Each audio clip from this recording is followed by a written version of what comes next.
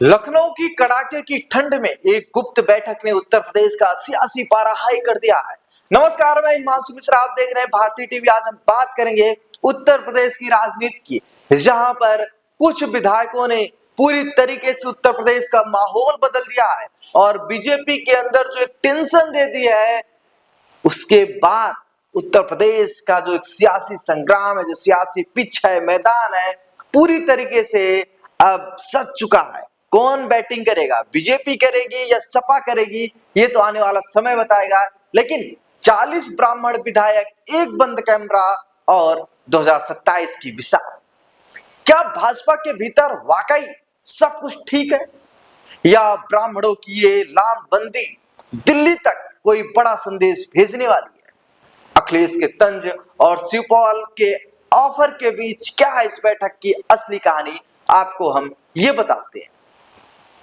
देखिए, उत्तर प्रदेश के अंदर प्रदेश अध्यक्ष का चुनाव हो गया है। बीजेपी ने ओबीसी वर्ग से आने वाले केंद्रीय वित्त राज्य मंत्री और महाराजगंज के सांसद पंकज चौधरी को अपना प्रदेश अध्यक्ष चुना है, जो ओबीसी वर्ग से आते हैं। और बीजेपी के तमाम कार्यकर्ता और तमाम नेताओं को ये उम्मीद थी कि इस बार बीजेपी सामान्य वर्ग, खासकर ब्राह्मण वर्ग से अपना प्रदेश अध्यक्ष चुन सकती है, क्योंकि अभी तक देखा गया सूर्य प्रताप शाही हो, लक्ष्मीकांत वाजपेयी हो, फिर केशव प्रसाद मौर्य बने, फिर उसके बाद महेंद्र नाथ पांडे बने, फिर स्वतंत्र देव सिंह बने। तो लोगों की उम्मीद था कि एक बार ब्राह्मण, एक बार ओबीसी, ब्राह्मण मतलब सामान्य वर्ग, फिर ओबीसी, सामान्य वर्ग, ओबीसी, इस तरीके से बनेंगे। लेकिन माहौल कुछ और कर गया।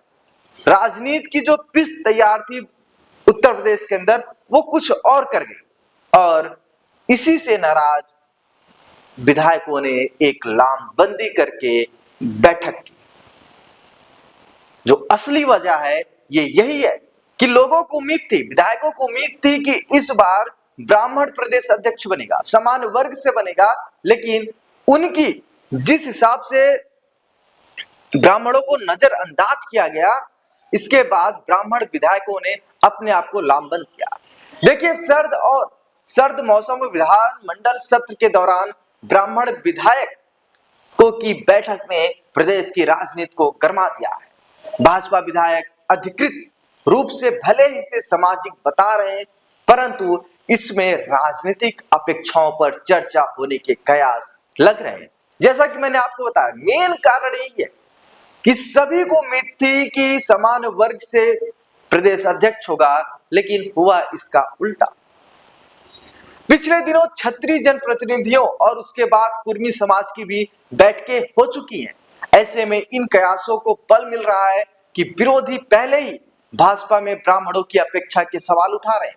माना जा रहा है कि बैठक के जरिए दल से लेकर सरकार तक को एकजुटता का संदेश देने की कोशिश की गई।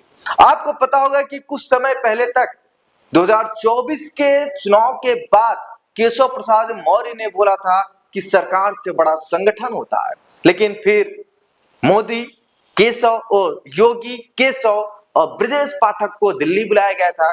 इसके बाद सभी के सुर बदले थे। आपको बता दें कि सपा के राष्ट्रीय महासचिव शिवपाल यादव ने भाजपा विधायकों को अपनी पार्टी में आने का ऑफर दिया है और सपा के राष्ट्रीय अध्यक्ष अखिलेश यादव ने भी एक्स पर पोस्ट कर तंज कसा है। कुशीनगर के भाजपा विधायक पंचानंद पाठक के राजधानी स्थित आवास पर मंगलवार को यह बैठक हुई थी और बताया जा रहा है बैठक में भाजपा के लगभग 40 ब्राह्मण विधायक व विधान परिषद सदस्य जो एमएलसी होते हैं वो शामिल हुए थे। इनमें से अधिकांश बुंदेलखंड और पूर्वांचल के थे। अन्य दलों के ब्राह्मण विधायक भी बैठक का हिस्सा बने। बता दें कि बैठक में समाज की एकजुटता बढ़ाने और इसका स्पष्ट संदेश देने पर चर्चा हुई। जैसा कि लोग बता रहे हैं, पिछले कुछ समय से राजनीतिक दलों, नेताओं और समाज को और ब्राह्मण समाज को निशाना बनाने का मुद्दा उठाया गया और पिछले दिनों हुई समाज से संबंधित घटनाओं पर बात हुई।